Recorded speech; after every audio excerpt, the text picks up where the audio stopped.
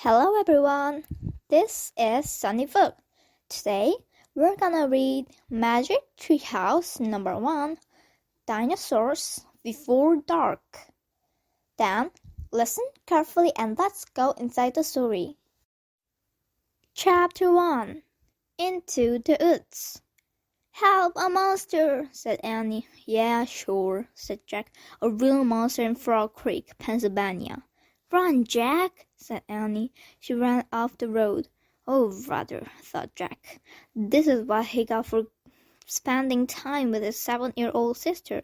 Annie loved pretend stuff, but Jack was 8.5. He liked real things. Watch out, Jack, the monster's coming, said Annie. Jack didn't say anything. Come on, Jack, I'll race you, said Annie. No thanks, said Jack. Annie raced alone into the woods. Jack looked at the sky. The sun was about to set. Come on, Annie, it's time to go home, yelled Jack. But Annie didn't answer. Jack waited. Annie, he called again. Jack, Jack, Annie shouted. Come here, quick. Jack groaned. This better be good, he said. Jack left the road and headed into the woods. The tree was lit with a golden late afternoon light. Over there, called Annie. Annie was standing under a tall oak tree. Look, she said. She pointed at the rope ladder. It was hanging down from high in the tree. Wow, Jack whispered. At the top of the tree was a treehouse, tucked between two branches. This must be the highest tree house in the world, said Annie. Who built it? Said Jack. I've never seen it before. I don't know, but I'm going up, said Annie. No, we don't know who it's belonging to, said Jack. Just for a teeny minute, said Annie. She started off the ladder. Annie, come back, said Jack. But Annie kept climbing. She climbed all the way up to the tallest branches. Jack sighed. Annie, it's almost dark. We have to go home. Annie disappeared into the treehouse. Annie, Jack called. Jack waited a moment. He was about to call again when Annie poked her head out of the treehouse window. Books! Annie shouted. What? Jack said. It's filled with books, said Annie. Oh man, Jack thought. He loved books. Jack pushed his glasses into place. He gripped the sides of the rope ladder and started up. Chapter 2, The Monster. Jack crawled into the treehouse. Wow, he said. The treehouse was filled with books. Books were everywhere. Very old books with dusty covers and new books with shiny, bright colors. Look, said Annie. You can see far away. She was peering out the treehouse window. Jack looked out the window with her. Below were the tops of the other trees. In the distance, he could see the Frog Creek Library and the elementary school and the park. Annie pointed in the other direction. There's our house, she said. Annie was right. Jack could see their white wooden house with its green porch. In the yard next door was their neighbor's black dog, Henry. He looked very tiny. Hi, Henry, shouted Annie. Shh, we're not supposed to be up here, said Jack. Jack glanced around the treehouse again. He noticed that bookmarks were sticking out of many of the books. I wonder who owns all these books, he said. I like this one, said Annie. She picked up a book with a castle on the cover. Here's a book about Pennsylvania, said Jack. He turned to the page with the bookmark. Hey, here's a picture of Frog Creek, said Jack. It's a picture of these woods. Oh, here's a book for you, said Annie. She held off a book with dinosaurs. A blue silk bookmark was sticking out of it. Let me see, said Jack. He set his backpack down on the floor and grabbed the book from Annie. Okay, you look at that one, and I'll look at the one about castles, said Annie. No, we'd better not, said Jack. We don't know who these books belong to. But even as he said this, Jack was opening the dinosaur book to the place where the bookmark was. He couldn't help himself. Jack turned to the picture of an ancient flying reptile. He recognized it as a pteranodon. He touched the huge bat-like wings in the picture. Wow, whispered Jack. I wish we could go to the time of Pteranodon. Jack studied the picture of the odd-looking creature soaring through the sky. Ah! cried Annie. What? said Jack. A monster! Annie cried. She pointed out the treehouse window. Stop pretending, Annie, said Jack. No, really, said Annie. Jack looked out the window. A giant creature was gliding above the treetops. It had a long, weird crest on the back of its head, a skinny beak, and huge bat-like wings. It was a real live pteranodon. The creature swooped through the sky. It looked like a glitter plane. It was coming straight toward the treehouse. Get down, said Annie. Jack and Annie crashed on the floor. The wind started to blow. The treehouse started to spin. It spun faster and faster. Then everything was still. Absolutely still. Chapter 3. Where is he? Jack opened his eyes. Sunlight slanted through the window. The treehouse was still high up in a tree, but it wasn't the same tree. Where are we? said Annie. She and Jack looked at the window. The pteranodon was soaring through the sky.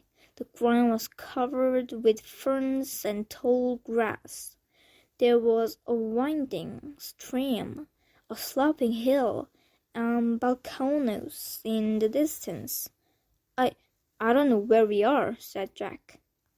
The pteranodon climbed down to the base of the tree. It landed on the ground and stood very still. So, what just happened to us? said Annie. Well, said Jack, I was looking at the picture in the book, and you say, wow, I wish we could go to the time of pteranodons, said Annie. Yeah, and then we saw a pteranodon in Frogger Goods, said Jack. Yeah, and then the wind got loud, and the treehouse started spinning, said Annie. And we landed here, said Jack. And we landed here, said Annie. So that means, said Jack. So that means what? said Annie. I don't know, said Jack. He shook his head. None of this can be real. Annie looked out the window again. But he's real, said Annie. He's very real. Jack looked out the window with her again.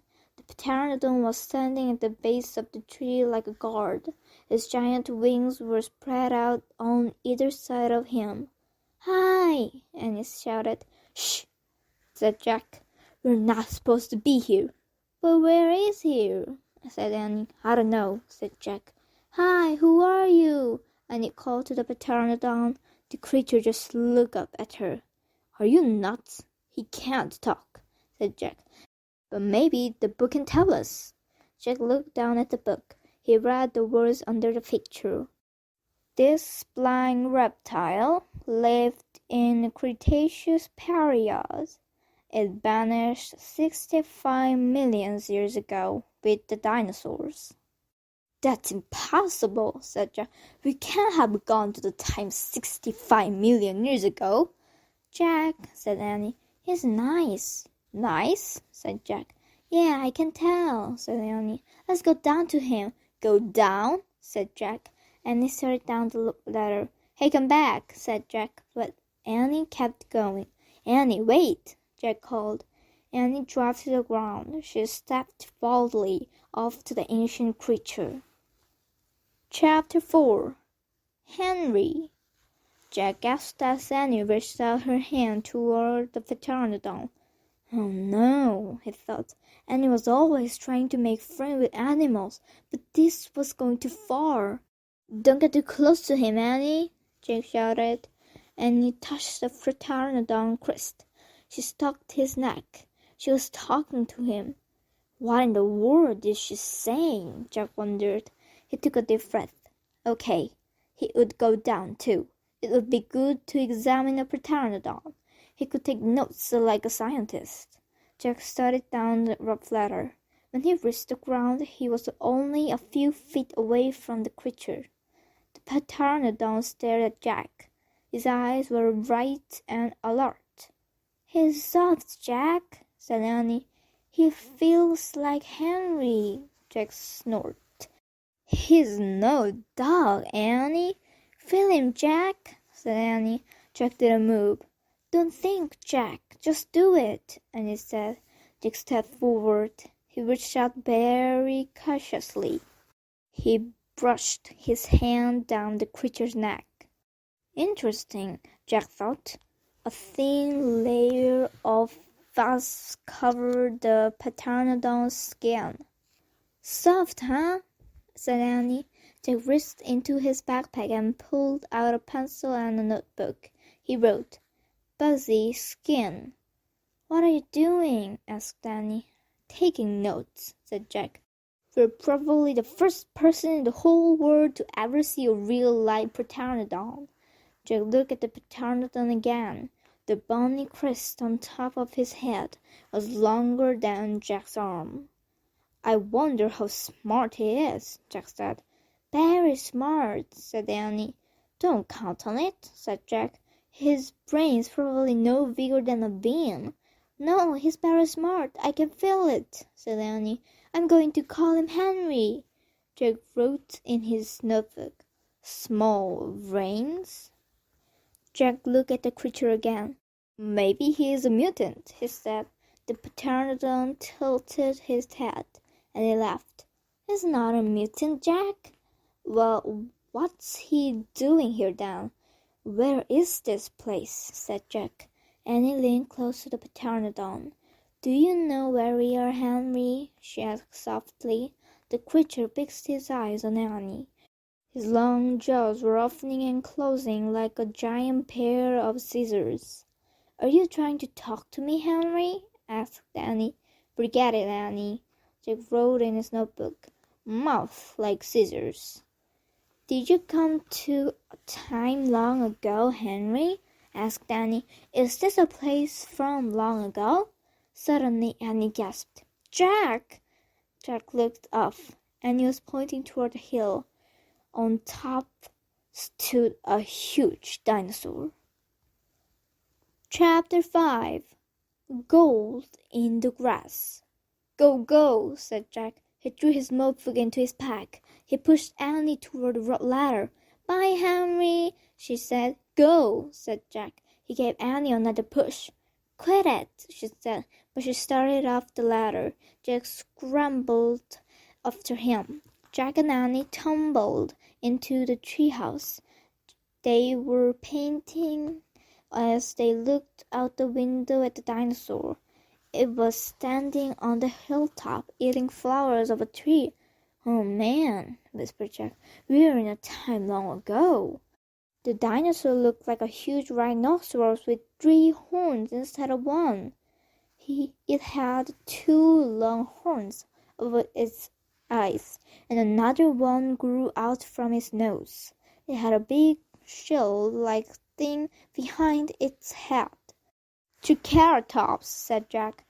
Does it hit people? Whispered Annie. I'll look it up. Jack grabbed the dinosaur book.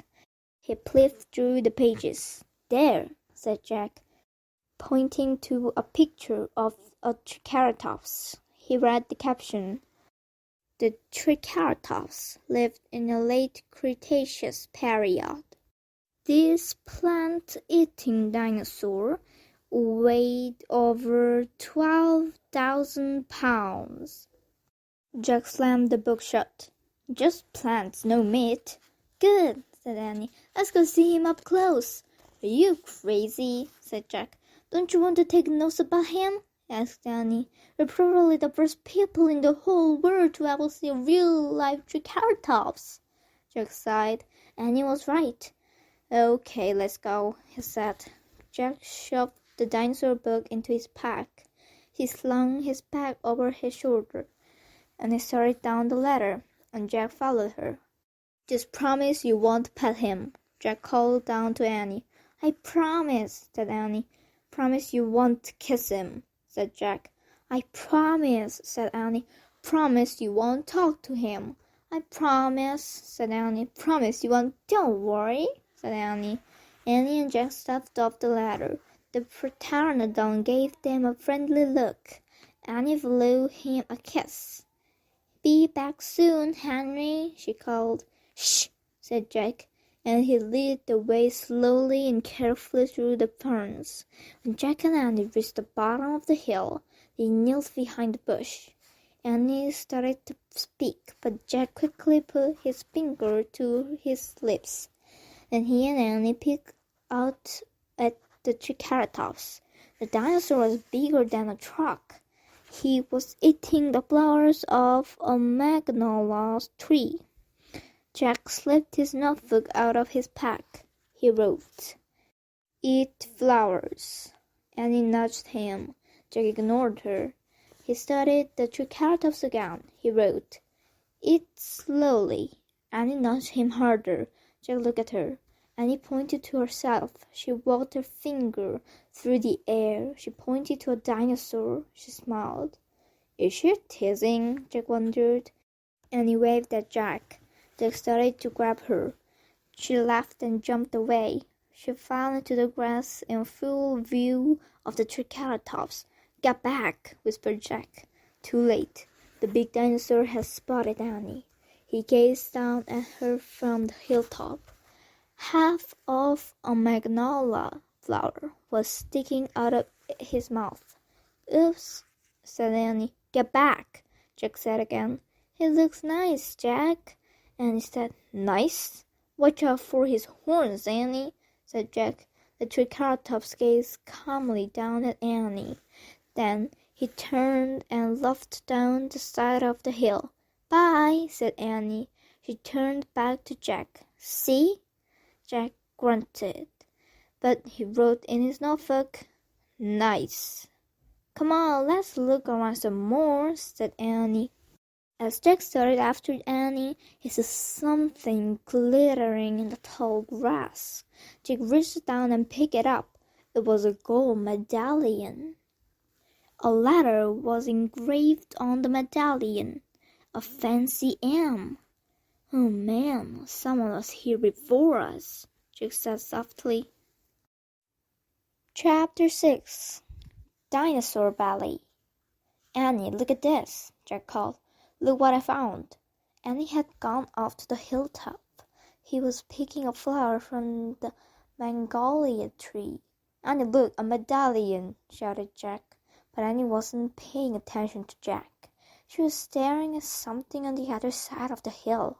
"Oh, wow," she said, clutching her magnolia flower. She took off down the hill. "Annie, come back," Jack shouted, but Annie had disappeared. "Oh, rather," Jack muttered. He stuffed the gold medallion into his jeans pocket. Then Jack heard Annie shriek. "Annie," he said. Jack heard another sound as well, a deep, bellowing sound like a tuba. "Jack, come here quick," Annie called. Jack raced up the hill. When he got to the top, he gasped. The valley below was filled with nests, big nests made out of mud. The nests were filled with tiny dinosaurs. Annie was clutching next to one of the nests. Towering over her was gigantic, dark-filled dinosaurs.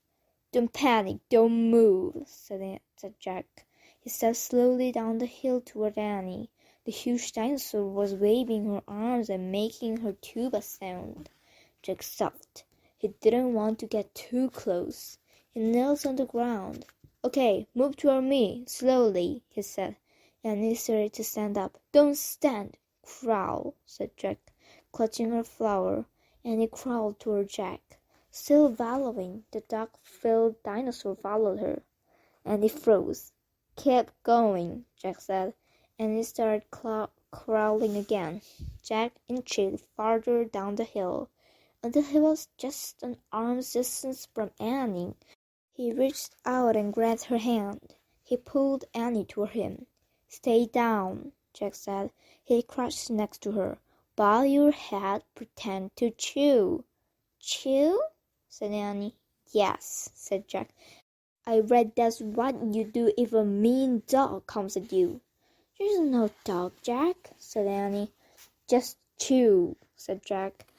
Jack and Annie both bowed their heads and pretended to chew. Soon the dinosaur grew quiet. Jack looked up. I don't think she's mad anymore, he said. You saved me, said Annie. Thanks. You have to use your brain, Annie, said Jack. You can't just go running to a nest of babies. There's always a mother nearby. Annie stood up. Annie, don't, said Jack. Too late. Annie held out her magnolia flower to the dinosaur. I'm sorry, I made you worry about your babies, she said. The dinosaur moved closer to Annie.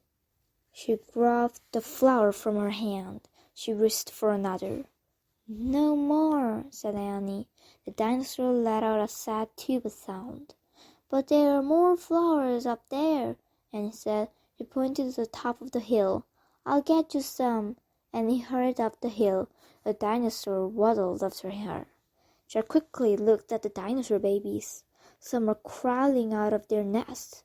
Where are the other mothers? Jack wondered. Jack took out the dinosaur book. He flipped through the pages. He found a picture of some duck-billed dinosaurs. He read the caption. The Anatosaurus lived in colonies, while a few mothers babysat the nests. Others looked for food. So there are probably more mothers close by looking for food. Hey, Jack, Annie called. Jack looked up. Annie was at the top of the hill, feeding magnolia flowers to a giant Anatosaurus. Guess what? Annie said. She's nice too. Suddenly, the Anatosaurus made her terrible tuba sound, and it crouched down and started to chew. The dinosaur charged down the hill. She seemed afraid of something. Jack put the book on top of his pack. He hurried to Annie. I wonder why she ran away, said Annie. We were starting to be friends. Jack looked around. What he saw in the distance almost made him faint. An enormous monster was coming across the plain. The monster was walking on two strong legs.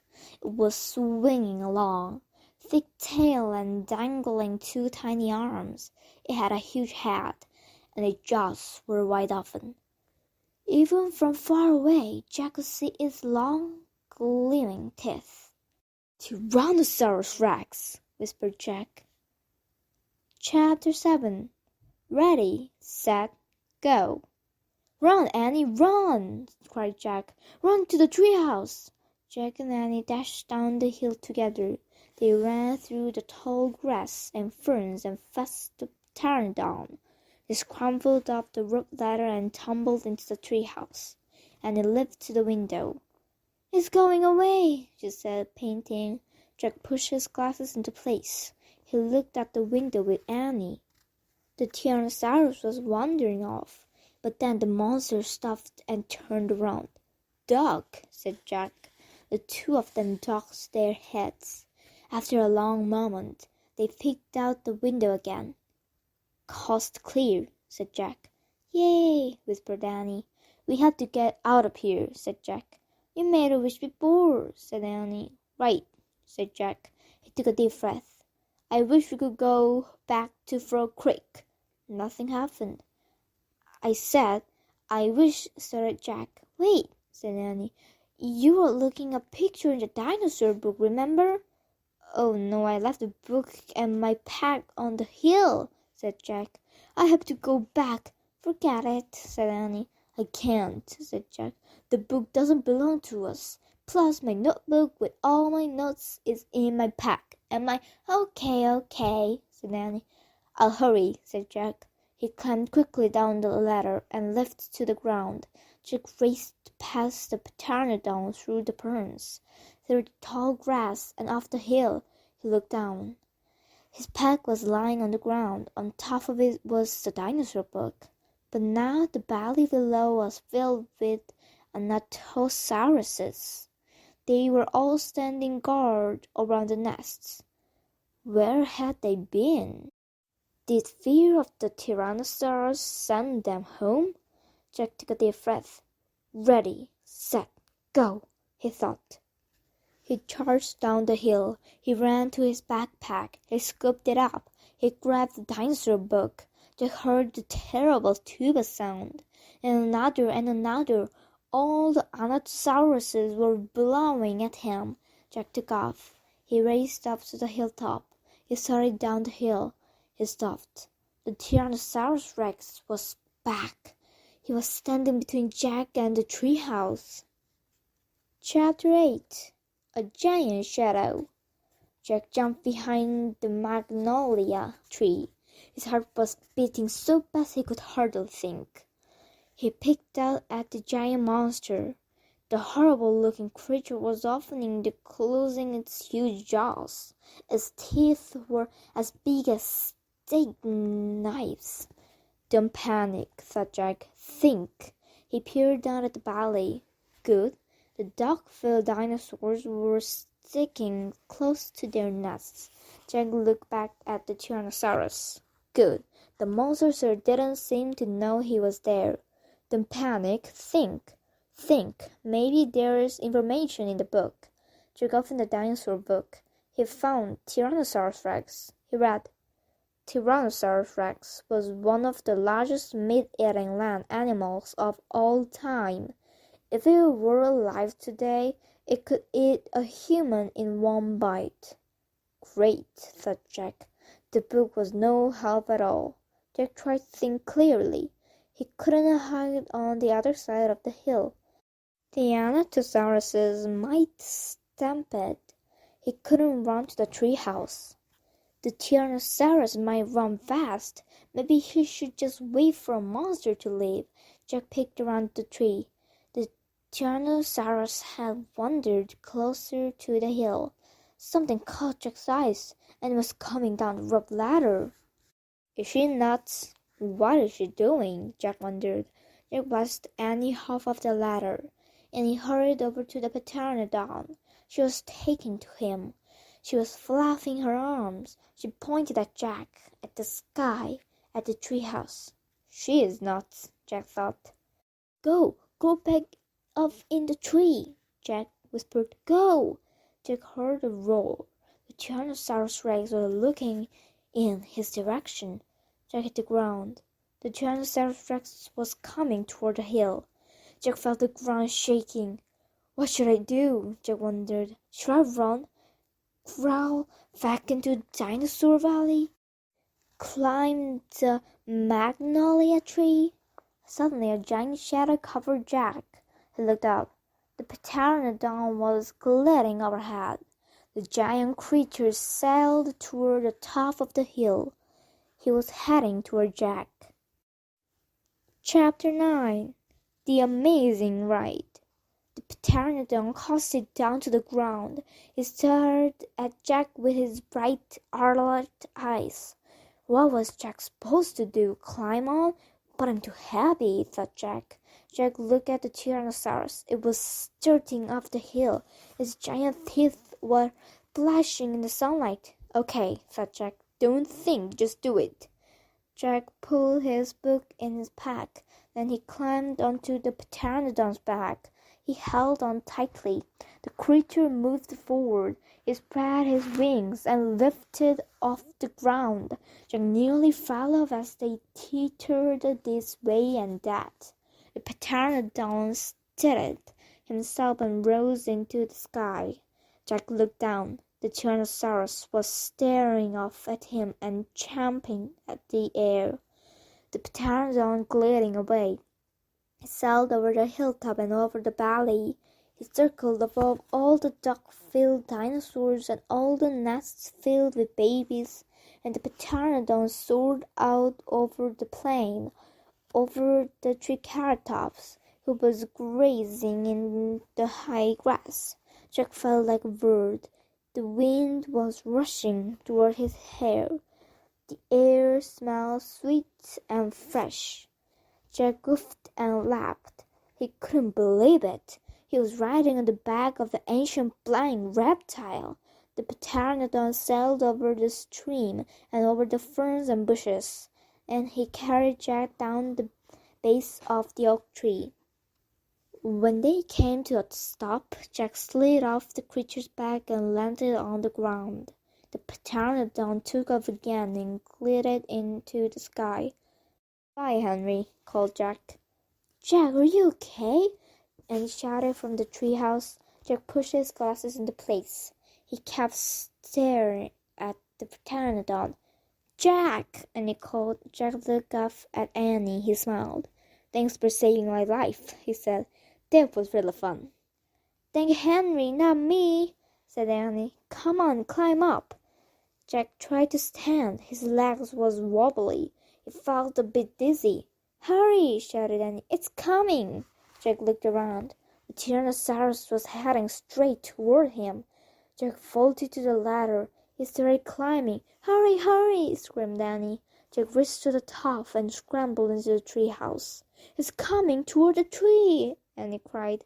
The dinosaur slammed against the oak tree. The treehouse shook like a leaf in the wind.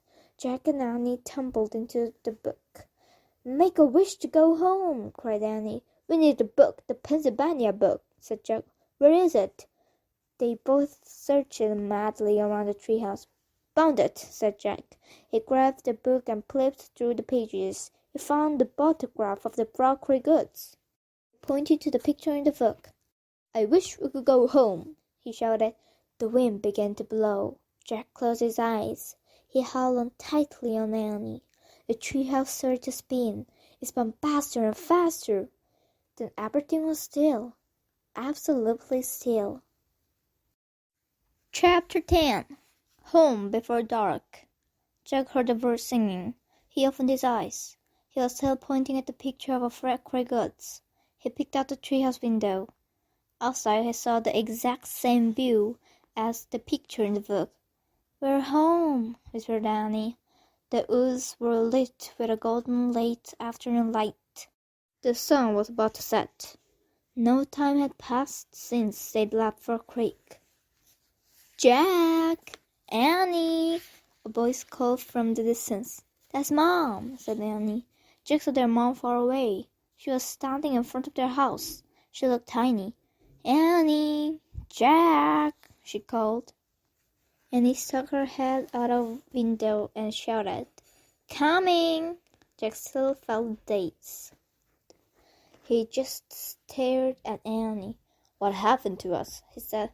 "We took a trip in the magic treehouse," said Annie simply. "But it's the same time as we left," said Jack. Annie shrugged. "How did it take us so far away?" said Jack. "And so long ago." "You look at the picture in the book and say you wish we could go there," said Annie. "And the magic treehouse took us there." "But how?" said Jack. "And who built this magic treehouse? Who put all these books here?" "A magic person, I guess," said Annie. "Oh, look," said Jack. "I almost forgot about this." Jack reached into his pocket and pulled out the gold medallion. "Someone lost this back there," he said, "in Dinosaur Land. Look, there's a letter M on it." Annie's eyes got round. "You think M stands for magic person?" she asked. "I don't know," said Jack. "I just know someone went to that place before us." "Jack! Annie!" Their mom called again. "Coming!" Annie shouted again. Jack put the gold medallion back in his pocket. He pulled the dinosaur book out of his pack and put it back with all the other books. Then he and Annie took one last look around the treehouse. "Goodbye, house," whispered Annie. Jack slung his backpack over his shoulders. Annie started down the rope ladder. Jack followed. Seconds later, they hopped onto the ground and started walking out of the woods. "No one going to believe our story," said Jack. "So let's not tell anyone," said Annie. "Dad won't believe it," said Jack. "He'll say it was a dream," said Annie. "Mom won't believe it," said Jack. "She'll say it was pretend." "My teacher won't believe it," said Jack. "She'll say you're nuts," said Annie. "We'd better not tell anyone," said Jack. "I already said that," said Annie. Jack sighed. "I think I'm starting not to believe it myself," he said. They left the woods and started off the road toward their house. As they walked past all the houses on their street, the trip to dinosaur times seemed more and more like a dream. Only this world and this time seemed real.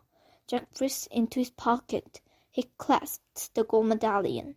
He felt the engraving of the letter M. It made his fingers tingle. Jack laughed. Suddenly he felt very happy. He couldn't explain what had happened today, but he knew for sure that their trip in the 매직트리하우스 had been real.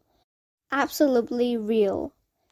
Tomorrow, Jack said softly, we'll go back to the woods. Of course, said Annie. And we'll climb up the treehouse, said Jack. Of course, said Annie.